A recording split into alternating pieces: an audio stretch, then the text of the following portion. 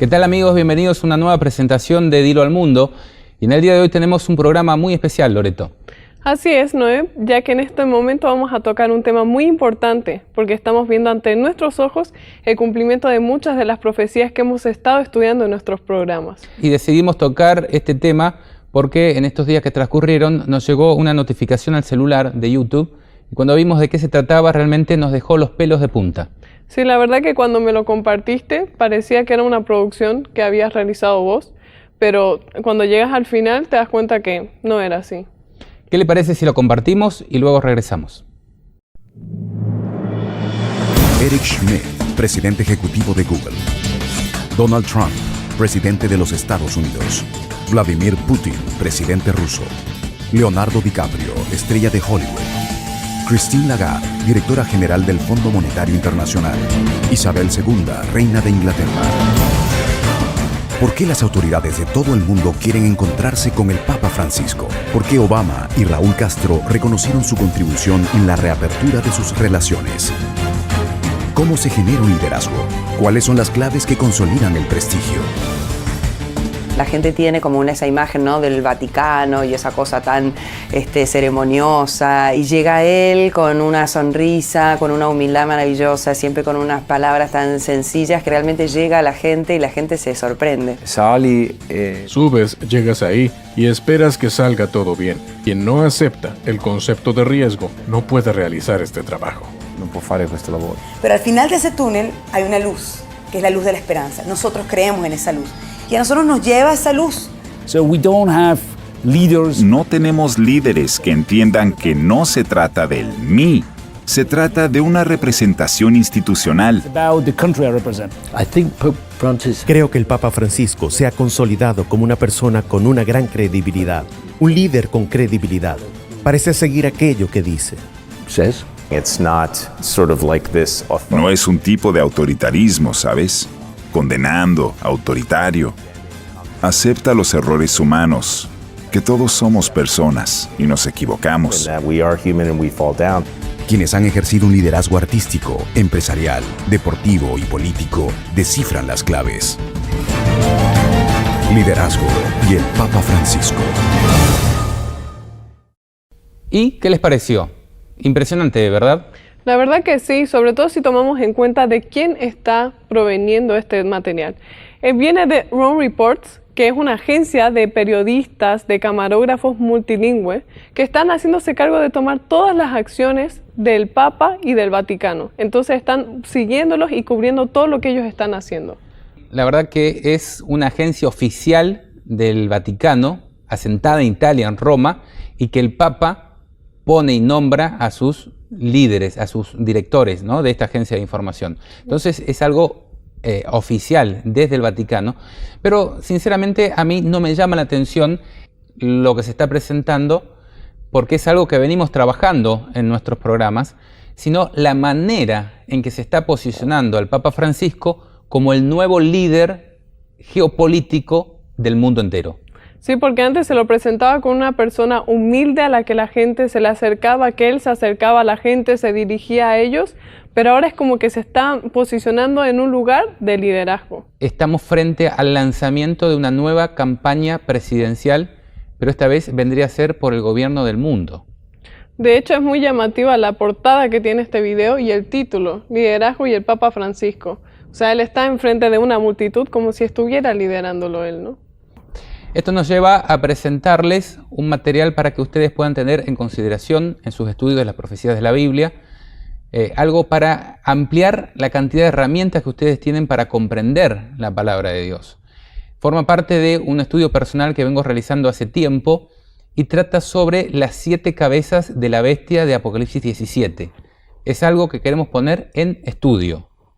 Y creo que es realmente muy útil, ya que nosotros, a mí en lo personal, me ha ayudado mucho en mi crecimiento espiritual y en el crecimiento del conocimiento de las profecías.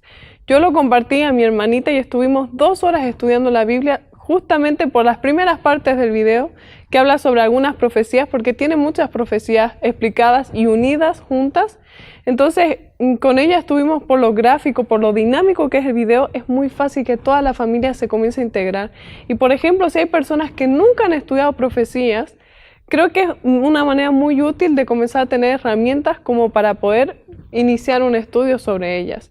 Así que creemos que va a ser de mucha bendición para todas las personas y todos nuestros amigos y hermanos que están viendo este programa. Sería como un gran disparador para el estudio de las profecías de la Biblia con la familia, con los amigos, para enviarlo por WhatsApp. Se llama Francisco, el último Papa. Este video es presentado a manera de investigación. Tocamos este tema con ánimo de comprender la palabra que nos ha sido revelada, no por contienda o polémica. Si quieres sumarte, con un escrito está, eres bienvenido.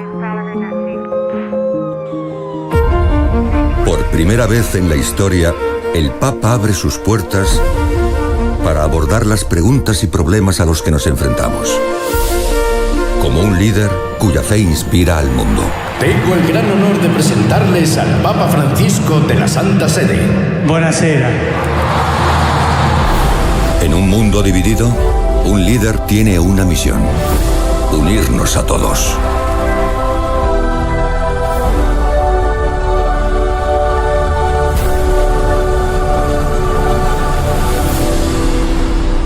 Abbiamo tanto da fare e dobbiamo farlo insieme.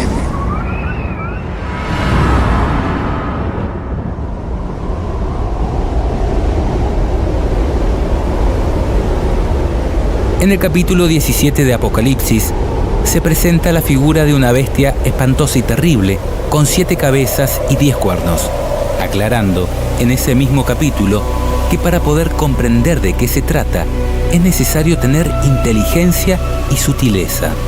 Y dice, las 7 cabezas son las 7 colinas, sobre las cuales está sentada la mujer, y también simbolizan a 7 reyes. 5 han caído, 1 vive, y el otro todavía no ha llegado, pero cuando llegue, durará poco tiempo. Concordamos con la mayoría de los estudiosos bíblicos que afirman que esta bestia, espantosa y terrible, simboliza el accionar de Roma, tanto política como religiosa, en la historia de la humanidad. Ahora, ¿cuál es el significado de las 7 cabezas y los 10 cuernos? Es el tema que nos ocupa. Lo primero que debemos tener en cuenta es que en Apocalipsis 12 y 13 también se presenta el accionar de esta bestia, pero con algunas diferencias. Aunque la bestia es similar, las diferencias podrían estar indicando que se trata de diferentes periodos y realidades en la historia de su gobierno. En Apocalipsis 12 se presenta a esta bestia como un dragón de 7 cabezas y 10 cuernos, tratando de devorar a la simiente de la mujer, es decir, a Cristo, tan pronto como naciese, y persiguiendo luego a la mujer pura, es decir, a la verdadera iglesia, por 1260 días proféticos. Sabemos que fue la Roma imperial la que se encontraba gobernando en los días de Cristo. Sin embargo, a través del periodo de persecución, podemos conocer que la profecía se centra en Roma papal, que persiguió a los verdaderos cristianos por 1260 años. Se especifica que las 7 cabezas tenían 7 diademas o coronas, lo cual coincide con lo que vimos en relación a que las 7 cabezas simbolizan 7 reyes que gobiernan de manera consecutiva. Los 10 cuernos también simbolizan a 10 reyes, pero, a diferencia de las 7 cabezas, son reyes de menor poder que gobiernan de manera simultánea juntamente con la bestia. Es necesario hacer notar que las diademas o coronas son 7 y están sobre las cabezas de la bestia y no sobre los cuernos, simbolizando en este caso que el poder real se encuentra en las cabezas de la bestia y no en los cuernos. En Apocalipsis 13 se presenta a esta misma bestia, pero en el periodo en que una de sus cabezas recibe una herida de muerte, aunque se aclara que la herida mortal será sanada y se maravillará toda la tierra en pos de la bestia. Al mismo tiempo se presenta otra bestia que sube de la tierra, semejante a un cordero, pero que habla como dragón. que sabemos representa el accionar de los Estados Unidos como potencia mundial que, finalmente, hará que todos adoren a la primera bestia, es decir, a Roma. Lo interesante es que en este caso, la bestia espantosa y terrible es semejante a un leopardo, sus pies como de oso y su boca como de león. Y que el dragón es el que le da su poder y su trono y su grande autoridad. Es decir, es un poder que reúne muchas de las cualidades de los imperios antecesores descritos en el capítulo 7 de Daniel. Además, en esta oportunidad, las diademas o coronas son 10 y no 7, y ya no están sobre las cabezas de la bestia, sino sobre los cuernos, por lo que podemos entender que el poder real no se encuentra en la bestia, sino en los reinos europeos que surgieron de ella. Es decir, se trataría del periodo en que la bestia romana papal pierde el poder a causa de la herida mortal que le provoca la Reforma Protestante cerca del 1500 después de Cristo y luego la Revolución Francesa en 1798, cuando el Papa es tomado en cautiverio por Napoleón Bonaparte y el poder del papado entra en agonía por la herida que le proporcionan las naciones europeas, al mismo tiempo que se produce el surgimiento de los Estados Unidos como potencia mundial. En Apocalipsis 17 se presenta esta misma bestia, pero, en este caso, sin diademas o coronas, ni en sus cabezas ni en sus cuernos. Es decir, es una bestia que ha perdido el poder real por haber sido herida de muerte. Se dice de ella, era y no es, en un periodo donde el poder mundial tampoco se encuentra en los reinos europeos. Ahora, hay un dato adicional aquí. En este caso, la bestia viene montada y comandada por una mujer prostituta llamada Babilonia la Grande, la madre de las rameras y de las abominaciones de la tierra. Y si bien la visión inicia en el desierto, lugar donde la bestia herida de muerte se ha refugiado, la profecía cubre el momento en que dicha herida es sanada y la bestia resurge del abismo. Dice, la bestia que has visto era y no es, y está para subir del abismo e ir a perdición. En cuanto a los 10 cuernos, se dice de ellos son 10 reyes, que aún no han recibido reino, pero que por una hora, es decir, muy poco tiempo, recibirán autoridad como reyes, juntamente con la bestia, que tienen un mismo propósito y que entregarán su poder y autoridad a la bestia.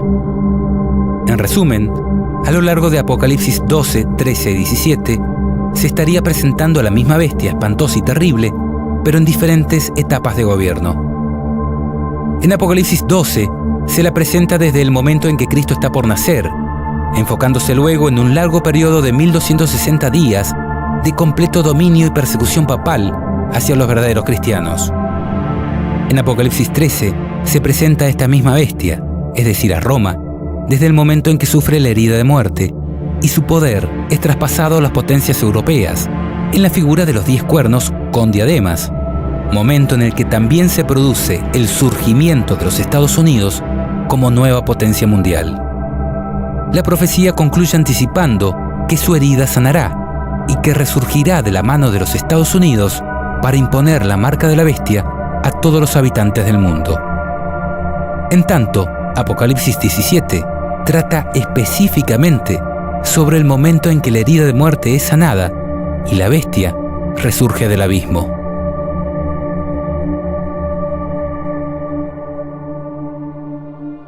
Volviendo al tema que nos ocupa, ¿qué representan las 7 cabezas y los 10 cuernos? A su vez, ¿a quién representa la mujer prostituta llamada Babilonia? Bueno, aquí empieza lo que queremos poner en estudio, y que incluye 2 posibles cumplimientos, uno histórico y otro que podríamos llamar escatológico. Ambos no se contradicen, sino que confluirían en paralelo hacia un cumplimiento magistral de la profecía. Cumplimiento histórico. En cuanto al cumplimiento histórico, en el apéndice del libro El deseado de todas las gentes, encontramos esta definición. Ha sido objeto del estudio y esfuerzo de Satanás unir la Iglesia y el Estado desde el principio. Separados, son útiles y valiosos para la vida del mundo. Unidos, vienen a ser un veneno mortífero, tanto para el cuerpo político como para el cuerpo eclesiástico. De una unión tal, brotan las grandes bestias apocalípticas que desgarran cruelmente y aplastan despiadadamente la vida de todos los que se le oponen. Véase Daniel 7 y Apocalipsis 12, 13 y 17. La bestia de Apocalipsis 13, 1 al 10, nótese que solo se refiere a la bestia de Apocalipsis 13, es un símbolo de este poder a través de los siglos, que ha existido bajo diversas formas, simbolizadas por las 7 cabezas. Bajo la cabeza dominante del periodo presentado en Apocalipsis 13, 1 al 10, la bestia representa el papado. Ejerció el poder perseguidor durante 1260 años, al fin de los cuales nos es representada como yendo en cautiverio. Si una de las cabezas de la bestia de Apocalipsis 13 representa al papado, podríamos llegar a interpretar que las restantes 6 representan al resto de los imperios que gobernaron o gobernarán el mundo, uniendo la Iglesia y el Estado. Desde este punto de vista, es lógico tratar de comprender el significado de las 7 cabezas de la bestia de Apocalipsis 13 como 7 reinos que existirían desde la época del Imperio Babilónico hasta el fin del mundo, dado que este es el punto de origen en la profecía de Daniel 7, donde se representa a Babilonia como un león alado, símbolo que también se incluye en la descripción de la bestia espantosa y terrible de Apocalipsis 13. Entonces, dentro de este posible cumplimiento histórico, las 7 cabezas de la bestia podrían ser: 1. Babilonia, que gobernó entre el 605 y el 539 a.C., representada por un león en Daniel 7 y por la cabeza de oro en Daniel 2. 2. Medo-Persia, que gobernó entre el 539 al 331 a.C., representada por un oso en Daniel 7 y por pechos y brazos de plata en Daniel 2. 3. Grecia, que gobernó del 331 al 168 a.C., representada por un leopardo en Daniel 7 y por vientre de bronce en Daniel 2. 4. Roma política militar, que gobernó entre el 168 a.C. hasta el 476 después de Cristo, y es representada por el periodo de gobierno de la bestia espantosa y terrible de Daniel 7 y por las piernas de hierro de Daniel 2. 5. Roma papal en la Europa religiosa, que gobernó del 476 al 1798 después de Cristo, representada por el periodo de gobierno de los cuernos en la bestia espantosa y terrible de Daniel 7, con claro predominio del cuerno pequeño a partir del 538 después de Cristo. En Daniel 2, este periodo es representado por pies en parte de hierro y en parte de barro cocido. 6. Secularismo evolucionista, desde 1798 hasta nuestros días. Dado que podríamos entender que el ateísmo y evolucionismo actual también conforman una especie de religión que domina al Estado y se vale de él para imponer sus creencias, por lo que podría estar representado por la 6ª cabeza que aparece en el periodo en que la bestia no es decir, cuando Roma no tiene poder. Es necesario destacar que Estados Unidos no forma parte de la bestia espantosa y terrible, ni de sus cabezas, ni de sus cuernos, sino que es descrito en Apocalipsis 13 como otra bestia que gobierna desde el periodo en que la bestia no es y que terminará hablando como dragón, haciendo que todos adoren a la primera bestia, es decir, a Roma. 7. Gobierno del nuevo orden mundial, a través de la ONU o alguna nueva organización que agrupe todos los gobiernos del mundo, en conjunto con un poder papal que está por recobrar el dominio absoluto del mundo. Es representado en la profecía de Apocalipsis 17 mediante la figura de los 10 cuernos, que simbolizan 10 reyes que aún no han recibido reino, pero que por muy poco tiempo recibirán autoridad juntamente con la bestia. 8. Resurgimiento de la bestia en la figura del octavo. Se produciría cuando todos los reinos del mundo le entreguen el poder total y absoluto al anticristo en la figura del Papa. Según esta interpretación, los 5 reyes o reinos que han caído, según la cuenta de Apocalipsis 17:10, serían Babilonia, Medo-Persia, Grecia, Roma imperial y Roma papal. Y el rey o reino que vive en el periodo en que la bestia no es el secularismo evolucionista, en conjunto con los Estados Unidos, que surge como segunda bestia.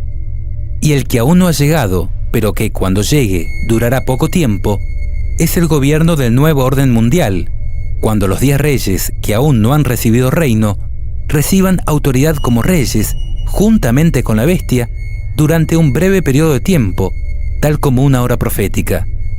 Se dice de ellos, estos tienen un mismo propósito, es decir, actúan en conjunto como un único rey, y que entregarán su poder y su autoridad a la bestia. Es de destacar que el gobierno mundial de los 10 reyes, que aún no han recibido reino, se conformaría en forma conjunta con la bestia, hasta que, luego de un corto periodo de tiempo, estos reyes le entreguen la completa autoridad a la bestia en la figura del octavo, que haría alusión a la toma de poder de la Roma papal cuando termine de curar de su herida mortal.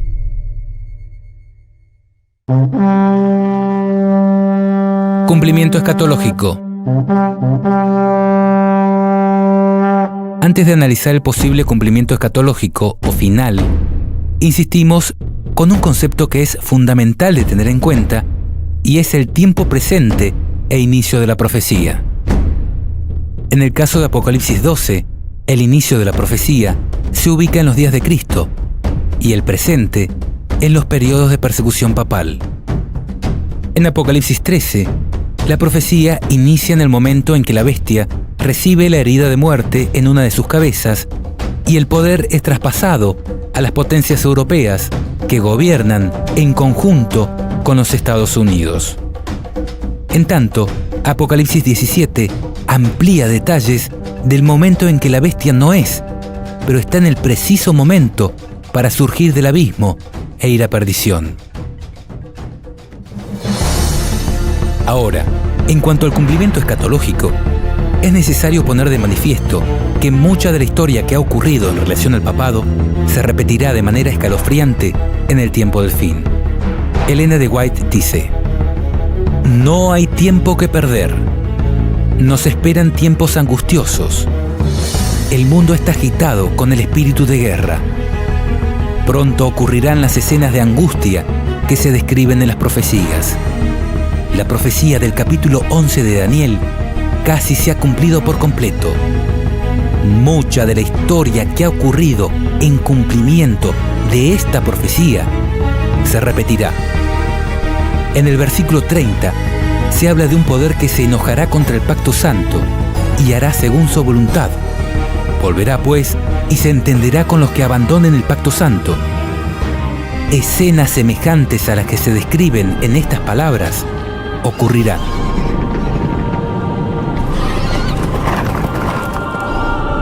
Muchas de las profecías de la Biblia tienen dobles cumplimientos, uno histórico y otro mucho más asombroso y cabal al final de los días.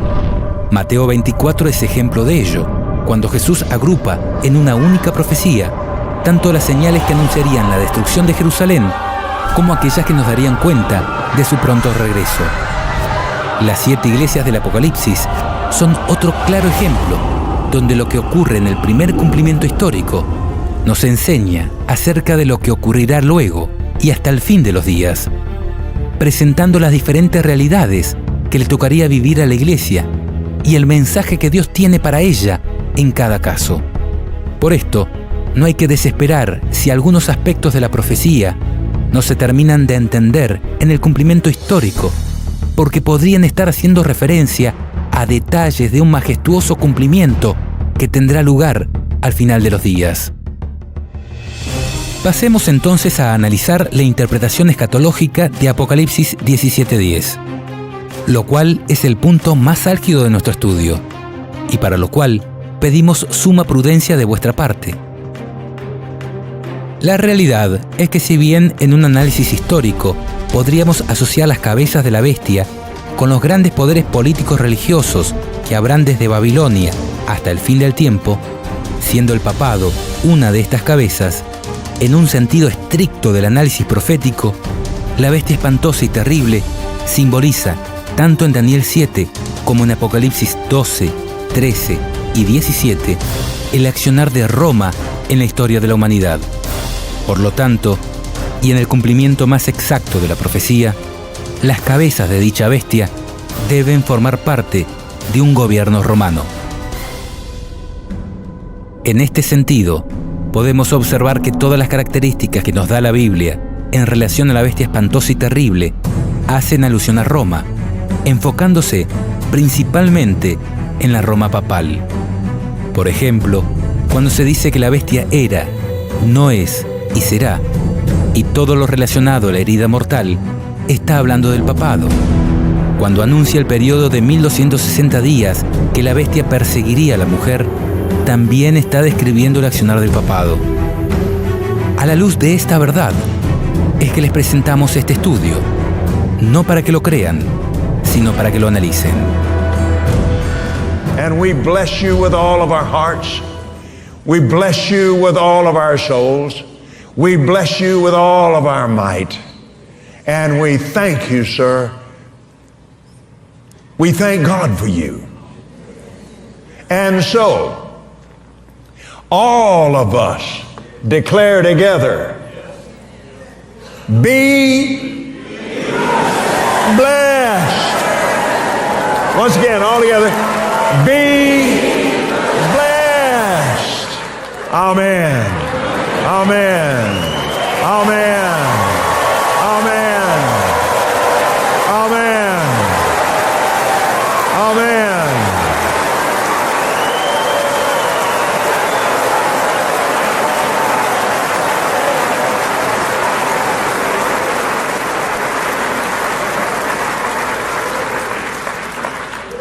Hallelujah. I think you're going to have to come to the Vatican. I will. I'm available. Praise God. La traducción Leborati Truso de la Biblia dice: para comprender esto, es necesario tener inteligencia y sutileza. Las 7 cabezas son las 7 colinas sobre las cuales está sentada la mujer. Y también simbolizan a 7 reyes. 5 han caído, 1 vive y el otro todavía no ha llegado. Pero cuando llegue, durará poco tiempo. La propia Biblia nos está dando 2 significados para un mismo símbolo. Las 7 cabezas, el símbolo, simbolizan 7 colinas y 7 reyes. En relación a las 7 colinas, es sabido que se trata de las 7 colinas de Roma. La propia Biblia católica, que acabamos de leer, por ejemplo, dice en los comentarios al pie de página, se trata de las 7 colinas de Roma. Por si esto no fuera suficiente, veamos 2 evidencias adicionales. La escritora Elena de White afirma en su libro El conflicto de los siglos que Roma es la ciudad de las 7 colinas, al citar las palabras que dijo Lutero cuando éste aún era sumiso a la jerarquía papal. Finalmente vislumbró en lontananza, es decir, desde lejos, la ciudad de las 7 colinas. Con profunda emoción cayó de rodillas y levantando las manos hacia el cielo, exclamó: ¡Salve, Roma Santa! Por otro lado, si haces una simple búsqueda en Google, escribiendo Ciudad de las 7 colinas, es claro que Roma es mundialmente conocida como la ciudad de las 7 colinas. Esto confirma, en primer término, que uno de los 2 significados que da la Biblia en relación a las 7 cabezas hace exclusiva referencia a Roma, describiendo el lugar geográfico donde se asienta la mujer. ¿Qué mujer? La mujer ramera que comanda la bestia en Apocalipsis 17. Pero si la bestia espantosa y terrible representa a Roma, ¿a quién simboliza la mujer ramera que comanda la bestia? Apocalipsis dice, en el mismo capítulo 17, la mujer que has visto es la gran ciudad, la que reina sobre los reyes de la tierra. Este es un dato importante, y me crispa al relacionarlo con el momento o el presente de dicha profecía, que, tal como lo mencionamos, trata sobre el periodo en que la herida mortal es curada. Porque si tomamos el año 1798 como el momento en que el papado sufre la herida de muerte, cuando Napoleón Bonaparte toma en cautiverio al Papa Pío VII y precipita la pérdida de los estados pontificios y el poder temporal de la Iglesia romana, debemos tomar el año 1929 como el momento en que empieza a curar la herida de muerte, cuando Benito Mussolini, a través de los pactos de Letrán, le devuelve parte de los territorios confiscados y reconoce la Santa Sede o Ciudad del Vaticano como Estado independiente.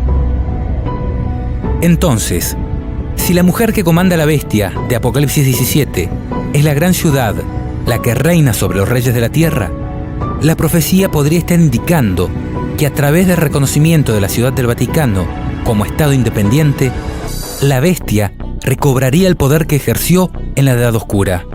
Porque si tomamos en cuenta que desde que se les reconoce la soberanía y autonomía a la Ciudad del Vaticano, ciudad que actualmente reina sobre los reyes de la tierra, los papas, que hasta el momento eran obispos de Roma, ahora, y solo ahora, una vez reconocida la Ciudad del Vaticano como Estado independiente, los papas se transforman en reyes del Vaticano, sin que nadie pueda juzgarlos, independientemente de lo que hagan. Los tribunales de los demás estados deben reconocer la soberanía del Estado del Vaticano y no entrometerse. Y dentro de este, el mismo Papa es el juez supremo, considerado infalible y de imposible juzgamiento humano, por ser, según ellos, el representante de Dios en la tierra. ¿Vas notando cómo todos los cabos parecen unirse? Porque, aunque el nombre de esta mujer puede aplicarse también a aquellas confesiones religiosas que salieron de Roma, pero que han seguido sus mismos métodos y enseñanzas, Babilonia hace referencia de manera directa a Roma papal. Elena de White dice en relación a esto: la mujer Babilonia de Apocalipsis 17 está descrita como vestida de púrpura y escarlata, y adornada de oro y piedras preciosas y perlas, teniendo en su mano un cáliz de oro, lleno de abominaciones, es decir, las inmundicias de sus fornicaciones. Y en su frente tenía un nombre escrito: Misterio, Babilonia la Grande, Madre de las Rameras. El profeta dice: vi a aquella mujer embriagada de la sangre de los santos y de la sangre de los mártires de Jesús. Se declara además que Babilonia es aquella gran ciudad, la que tiene el imperio sobre los reyes de la tierra. La potencia que por tantos siglos dominó con despotismo sobre los monarcas de la cristiandad es Roma. La púrpura y la escarlata, el oro y las piedras preciosas y las perlas describen como a lo vivo la magnificencia y la pompa más que reales de que hacía gala la arrogante sede romana. Y de ninguna otra potencia se podría decir con más propiedad que estaba embriagada de la sangre de los santos que de aquella iglesia que ha perseguido tan cruelmente a los discípulos de Cristo. Pasando en limpio, lo que estamos tratando de demostrar es que hay clara evidencia que demostraría que las 7 cabezas de la bestia pertenecen o están ligadas a Roma. Ahora, si de acuerdo a la Biblia, las 7 cabezas, además de simbolizar las 7 colinas de Roma, hacen referencia a 7 reyes, ¿quiénes son estos? Pues en esta interpretación escatológica representan 7 papas reyes que iban a existir desde el momento en que empieza la profecía, es decir, desde 1929, cuando, por los tratados de Letrán, se comienza a curar la herida mortal y el Papa es considerado por primera vez rey de aquel nuevo estado de 44 hectáreas, que la Biblia describe como la gran ciudad que reina sobre los reyes de la tierra.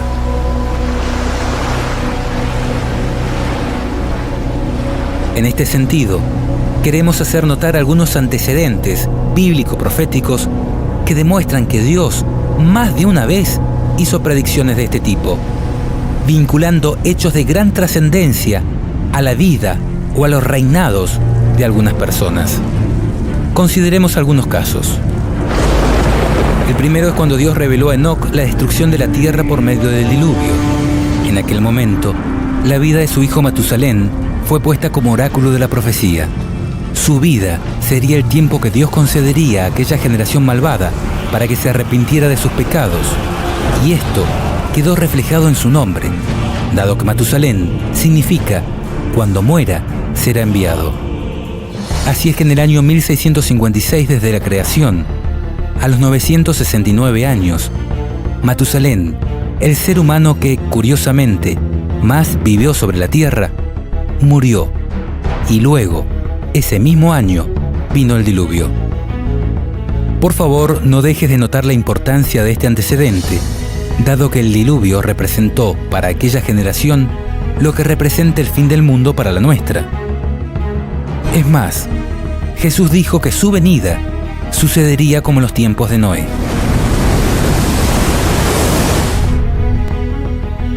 Un segundo ejemplo lo encontramos en la profecía de Daniel 2, cuando Daniel revela a Nabucodonosor que él era representado por la cabeza de oro. Dice el texto: Tú, oh rey, eres rey de reyes, porque el Dios del cielo te ha dado reino, poder, fuerza y majestad. Y donde quiera habitan hijos de hombres, bestias del campo y aves del cielo, Él los ha entregado en tu mano y te ha dado el dominio sobre todo. Tú eres aquella cabeza de oro. También en la profecía de Daniel 7 aparece otra bestia semejante a un leopardo que tenía 4 cabezas.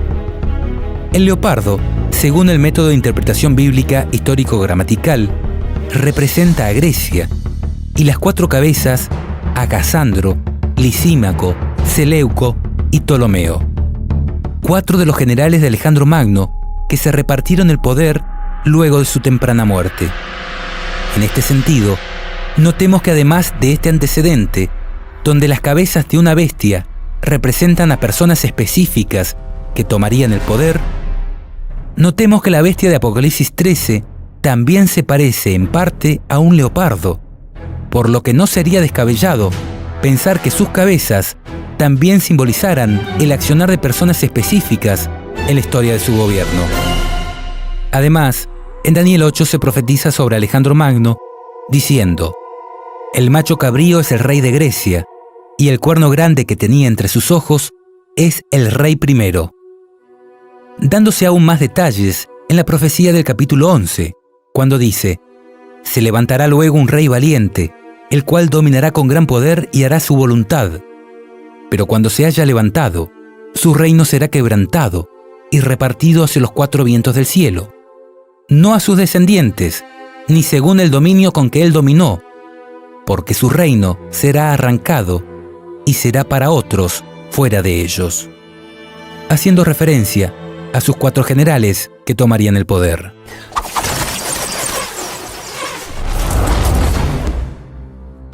Otro caso se encuentra en la profecía de Daniel 11, cuando dice: Y ahora yo te mostraré la verdad.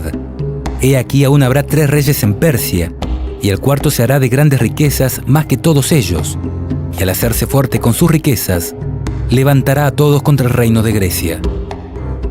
Esta profecía también se cumplió a la perfección.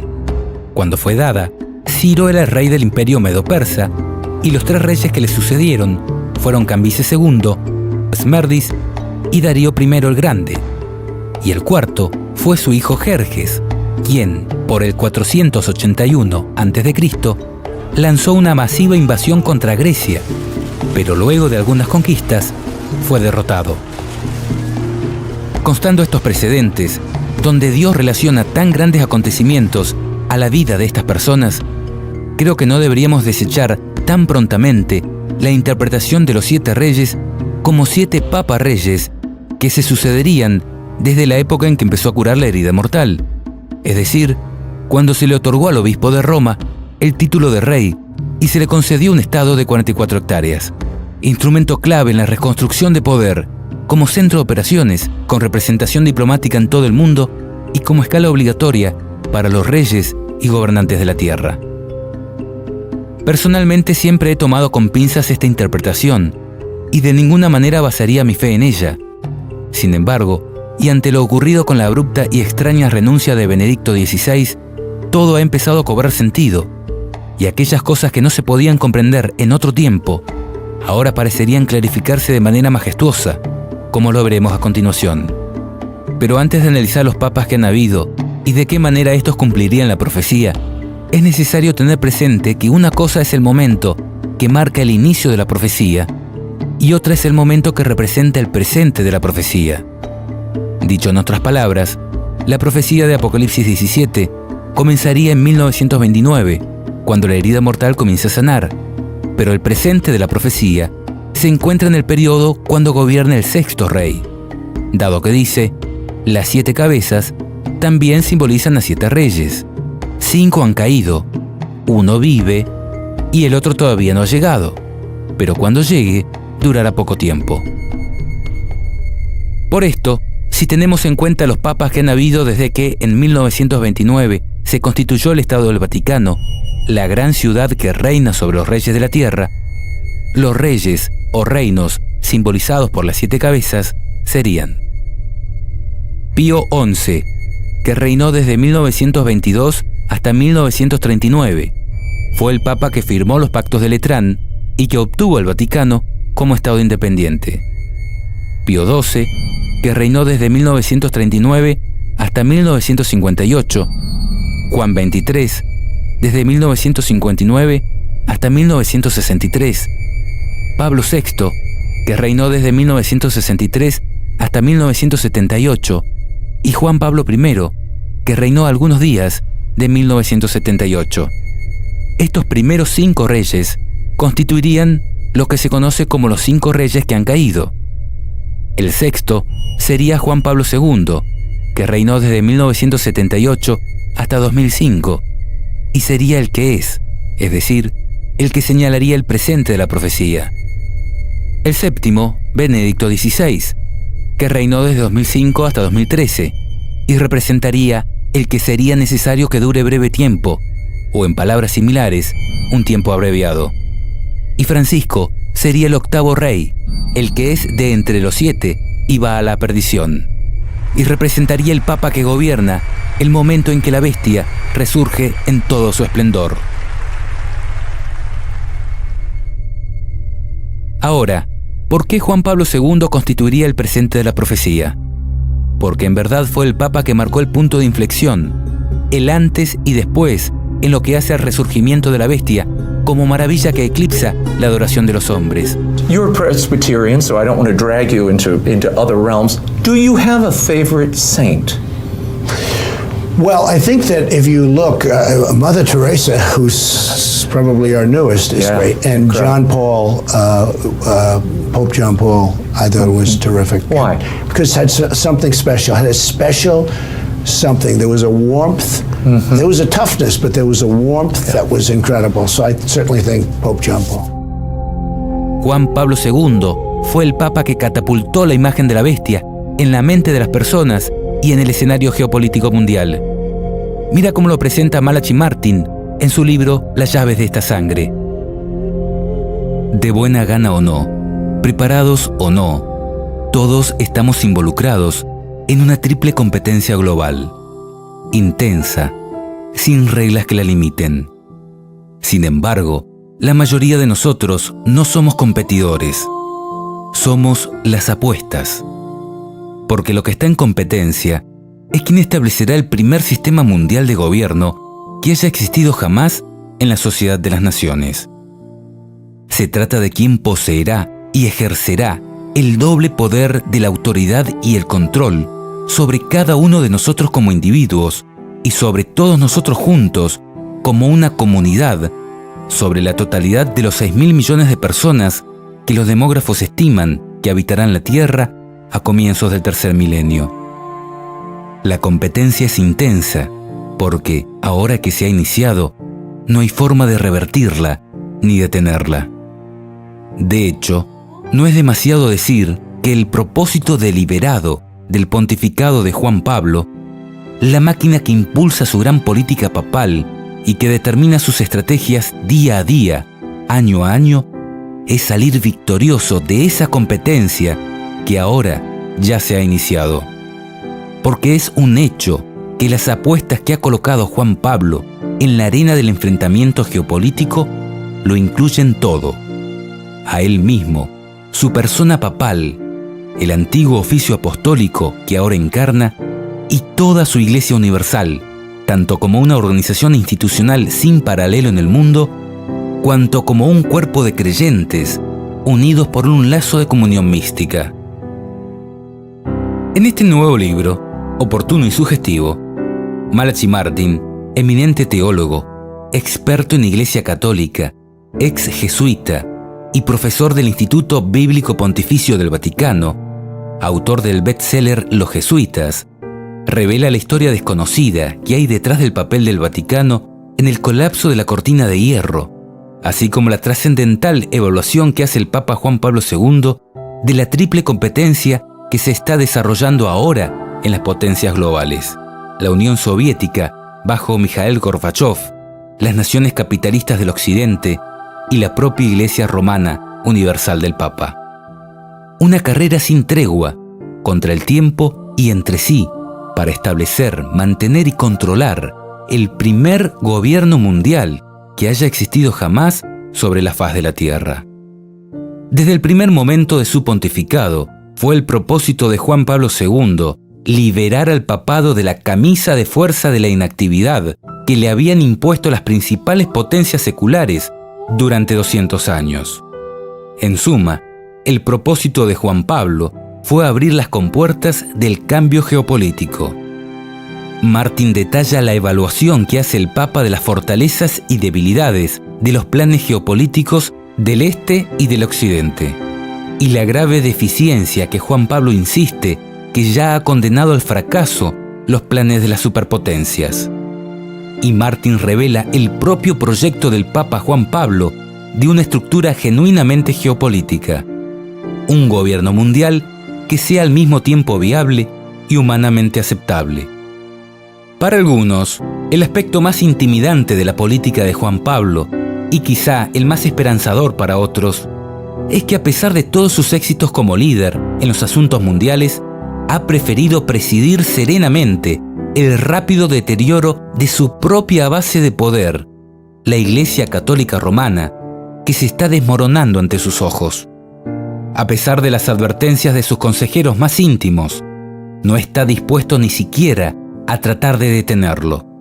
Sin embargo, ahora más que nunca, sigue estando convencido de haber comenzado un movimiento que no se puede contener, porque él insiste que la fuerza de sus propios planes está garantizada por las llaves de su autoridad como vicario terreno de Dios. Además de la significatividad histórica del pontificado de Juan Pablo II en el resurgimiento de la Iglesia romana en la geopolítica mundial, este Papa también recibió una herida de muerte, algo que causó conmoción mundial y que al curar de ella lo catapultó victorioso al escenario geopolítico mundial.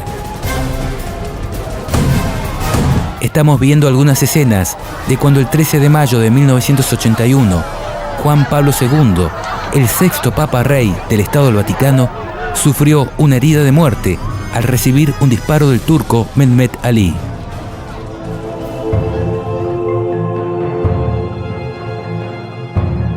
Y por último, creemos que también podría ser el Papa clave, porque en el periodo de su reinado fue cuando se empezó a comprender la profecía de esta manera. Es decir, el presente de la profecía podría estar dado en el momento en que la profecía se comprende, sobre todo si tenemos en cuenta que estas palabras fueron selladas hasta el tiempo de su cumplimiento. Dice la traducción de la Biblia Jubileo 2000, «Anda, Daniel, pues estas palabras son cerradas y selladas hasta el tiempo de su cumplimiento».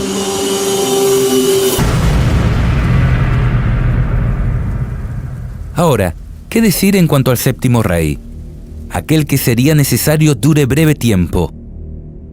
Lo que sucedió con Benedicto XVI y su precipitada renuncia, ¿no cumple la profecía a la perfección? ¿No fue acaso necesario que se le acorte su mandato y que se coloque otra persona como cabeza visible de la Iglesia romana por diversas causas? Cambio de la imagen papal por un rostro más amigable y popular? ¿Intento de tapar los escándalos morales de toda índole desde las máximas esferas de poder de esta iglesia? No sé, desconocemos cuáles han sido todas las causas por las cuales fue necesario acortar el mandato de Benedicto XVI. Pero lo cierto es que en esta parte la profecía también se cumpliría a la perfección. ¿Y qué decir en cuanto al octavo, el que es de entre los 7 y va a la perdición? Aquí la Biblia anticipó que el octavo rey o reino surgiría de entre los 7, pues el reinado de Francisco ha surgido dentro del reinado de Benedicto XVI. De hecho, los propios analistas papales ven 2 papas y no 1 gobernando la Iglesia romana. Consideremos, por ejemplo, esta publicación de la Agencia Católica de Noticias Así Prensa. Consideraciones eclesiológicas acerca de la simultaneidad de un papa reinante con un papa emérito. Monseñor George Gainswine, prefecto de la Casa Pontificia, el 20 de mayo tuvo una intervención en la presentación de un libro acerca del pontificado de Benedicto XVI. En esa intervención dijo unas pocas frases que dieron la vuelta al mundo eclesiástico, afirmando que el Papa Benedicto no ha abandonado el ministerio de Pedro, y hablando de un papado en el que hay un miembro activo y un miembro contemplativo. No oculto que, en un primer momento, tuve una impresión de desagrado hacia sus palabras. ¿Cómo era posible que el prefecto de la Casa Pontificia difuminara la nitidez de una renuncia pontificia, una cuestión canónica de gravísima trascendencia para la vida de la Iglesia?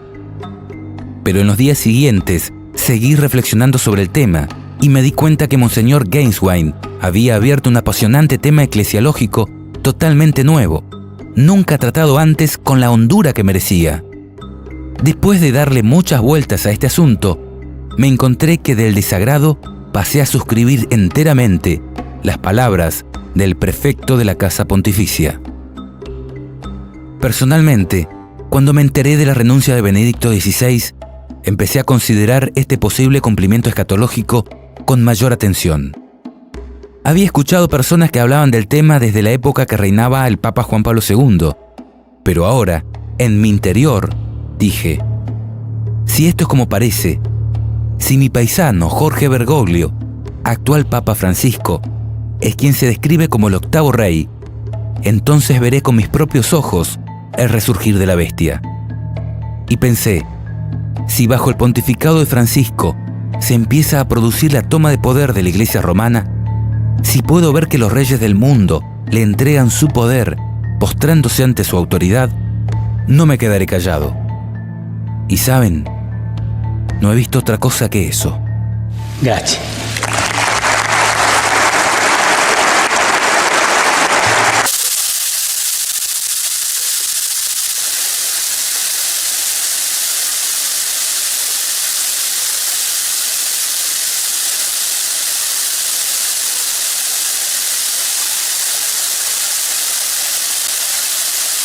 El sumo pontífice recibió este jueves en su estudio del Palacio Apostólico al mandatario para el primer encuentro privado entre los 2 líderes desde la elección del pontífice hace un año. Obama le confesó al Papa ser un gran admirador.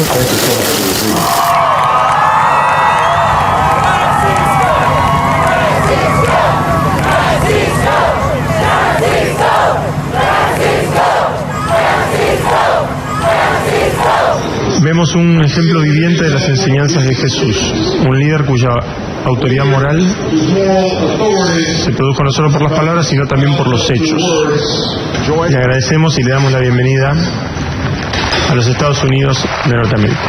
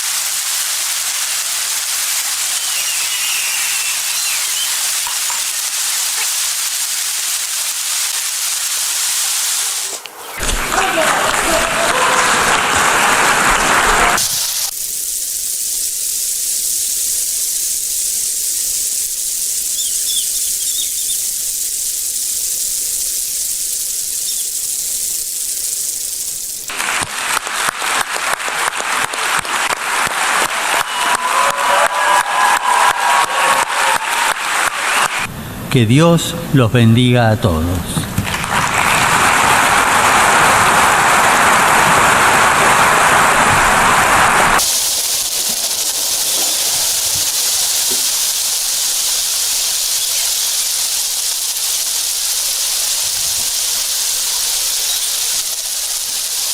...24 de marzo de 2017...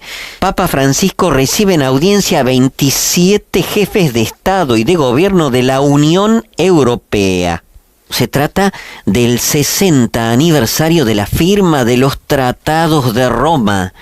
Así es, padre, se trata de unos tratados muy importantes que dieron comienzo al origen de lo que hoy conocemos como la Unión Europea.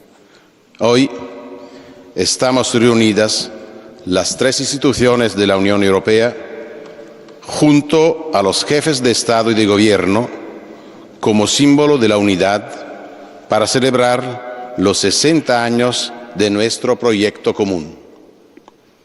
Mañana firmaremos un documento solemne para afirmar las razones de seguir juntos, único modo de poder enfrentar los grandes desafíos de hoy. Es desde aquí que podemos proyectarnos al mundo con prudencia y autoridad. Ha sido entonces Antonio Tajani, presidente del Parlamento Europeo, que saluda a Papa Francisco. Roma, con su vocación de universalidad, es el símbolo de esa experiencia y por eso fue elegida como el lugar de la firma de los tratados. Porque aquí se sentaron las bases políticas, jurídicas y sociales de nuestra civilización. Es oportuno tener presente que Europa es una familia de pueblos y como en toda la buena familia existen susceptibilidades diferentes, pero todos podrán crecer en la medida en la que estén unidos. Penso che l'Europa merite di essere costruita. Grazie.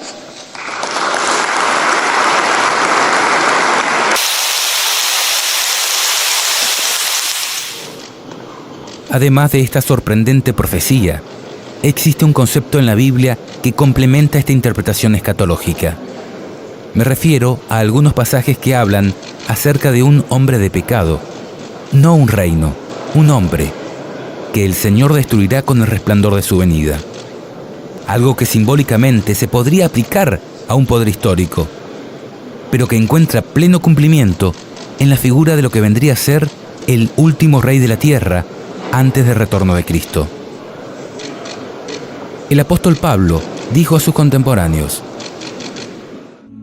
acerca de la venida de nuestro Señor Jesucristo y de nuestra reunión con Él, les rogamos, hermanos, que no se dejen perturbar fácilmente, ni se alarmen, sea por anuncios proféticos, o por palabras, o cartas atribuidas a nosotros, que hacen creer que el día del Señor ya ha llegado, que nadie los engañe de ninguna manera, porque antes tiene que venir la apostasía y manifestarse el hombre impío, el ser condenado a la perdición, el adversario, el que se alza con soberbia contra todo lo que lleva el nombre de Dios o es objeto de culto, hasta llegar a instalarse en el templo de Dios, presentándose como si fuera Dios. Ya saben qué es lo que hasta ahora los retiene, para que no se manifieste sino a su debido tiempo. Y entonces se manifestará el impío, a quien el Señor Jesús destruirá con el aliento de su boca y aniquilará con el resplandor de su venida. La venida del impío será provocada por la acción de Satanás y estará acompañada de toda clase de demostraciones de poder, de signos y de falsos milagros, y de toda clase de engaños perversos destinados a los que se pierden por no haber amado la verdad que los podía salvar. Por eso Dios les envía un poder engañoso que les hace creer en la mentira, a fin de que sean condenados todos los que se negaron a creer en la verdad y se complacieron en el mal. También, en la singular profecía de Daniel 8, se describe este mismo concepto. Podremos ver que Gabriel irá explicando la visión al profeta y en un determinado momento saltará de la seguidilla de reinos al final de la historia, a la figura del último rey que gobernaría la tierra antes del retorno de Cristo. El de la época cuando los transgresores lleguen al colmo. Dice: En cuanto al carnero que viste, que tenía 2 cuernos, estos son los reyes de Media y de Persia. El macho cabrío es el rey de Grecia, y el cuerno grande que tenía entre sus ojos es el rey primero. En cuanto al cuerno que fue quebrado y sucedieron 4 en su lugar, significa que 4 reinos se levantarán de esa nación, aunque no con la fuerza de él. Y al fin del reinado de estos, cuando los transgresores lleguen al colmo, se levantará un rey, altivo de rostro y entendido en enigmas. Y su poder se fortalecerá, mas no con fuerza propia, y causará grandes ruinas, y prosperará, y hará arbitrariamente, y destruirá a los fuertes y al pueblo de los santos. Con su sagacidad hará prosperar el engaño en su mano, y su corazón se engrandecerá, y sin aviso destruirá a muchos, y se levantará contra el príncipe de los príncipes, pero será quebrantado, aunque no por mano humana. La visión de las tardes y mañanas que se te ha referido es verdadera, y tú guarda la visión, porque es para muchos días. Si bien podemos reconocer que todo esto podría aplicarse al papado en su conjunto, es notable la aplicación específica que podría estar dándose al final de los días con el reinado de Francisco. 5 veces se le repite a Daniel con diferentes palabras que eso era para el tiempo del fin, para el tiempo cuando los transgresores lleguen al colmo. Tengo el gran honor de presentarles al Papa Francisco de la Santa Sede. Buonasera. No voy a hablar de la suegra. En un mundo dividido, Saber escuchar. un líder tiene una misión: unirnos a todos.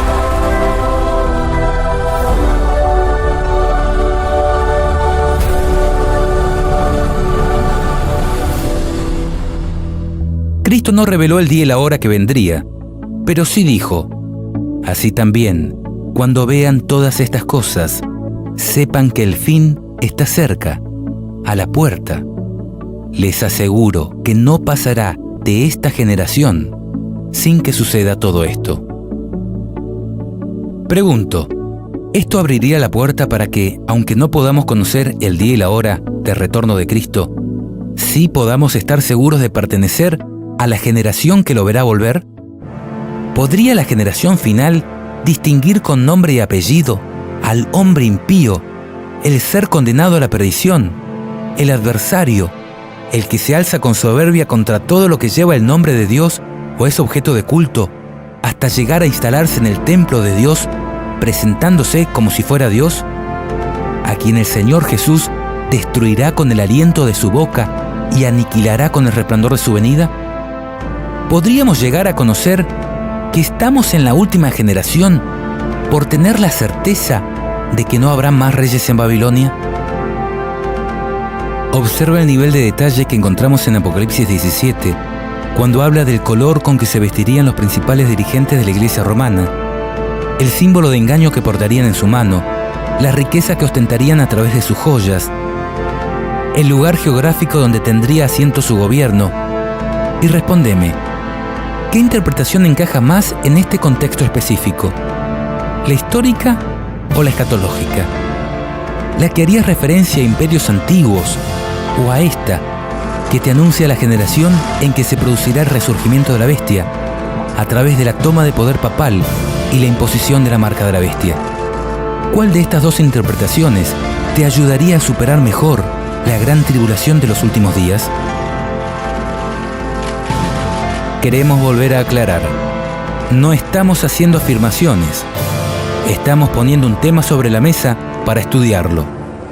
No es nuestra intención generar sensacionalismos ni apresuramientos en tomas de decisiones por conveniencia o miedo, sino más bien que tomemos conciencia que, tal como lo dijo Elena, no tenemos tiempo que perder. Nuestro deseo es que puedas consagrarte a tu Dios cada mañana y vivir cada día como si fuera el último en que podrás servirle. Porque la oportunidad está pasando. ¿Y vos? ¿Qué estás haciendo?